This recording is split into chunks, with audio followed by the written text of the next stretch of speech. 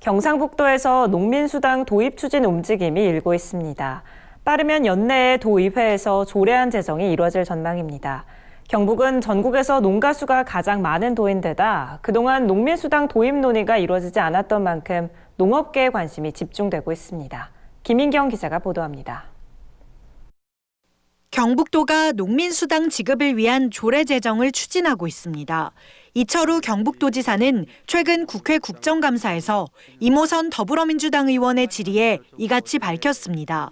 충남, 전남, 전북에서 연 80, 60, 60 이렇게 이제 시도에 따라서 좀 다르게 유독 우리 경북에는 그 농민수당에 대한 조례 제정 현황도 아직 없고 다른 시도에서 다 하고 있는 농민수당을 우리 도만 안 한다 이렇게 이야기가 있어서 금년도에 그 조례를 제정하기로 해서 의원 입법으로 만들고 있다는 말씀을 드리고 경북도가 올해 안에 농민수당 도입 조례를 제정한다면 전국의 모든 도가 농민수당 또는 농민기본소득 도입을 공식 추진하게 되는 겁니다. 경북도는 농민뿐만 아니라 어민과 임업인을 포함한 농어민 수당을 도입할 방침인데 별도 협의체를 구성해 지급 대상과 금액, 시기 등을 논의할 계획이라고 밝혔습니다.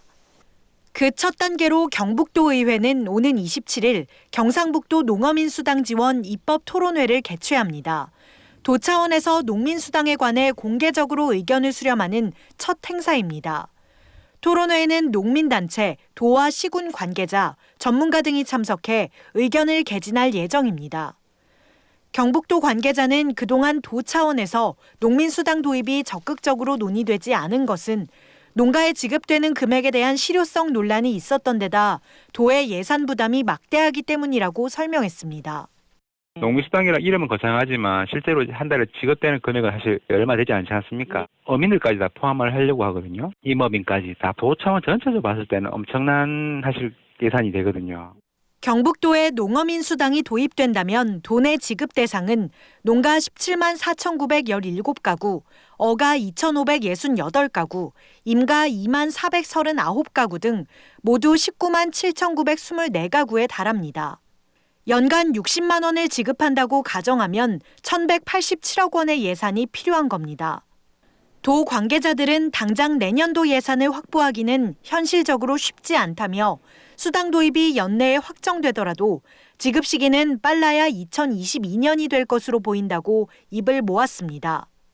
웬만한 도에 비해서 농가 수가 이제 배 이상 많기 때문에 그만큼 예산 수반이 많이 되는 상황이라서 위기에 처한 농업과 농촌을 살리고 농민의 공익적 활동에 대해 사회적 보상이 필요하다는 공감대에서 출발한 농민수당. 전문가들은 농민수당 지급을 지자체 예산에서만 꺼내려 한다면 지역별로 농민수당 격차가 생길 수밖에 없고 지급도 늦어질 수 있다며 중앙정부 차원의 관심이 필요하다고 조언했습니다. NBS 뉴스 김인경입니다.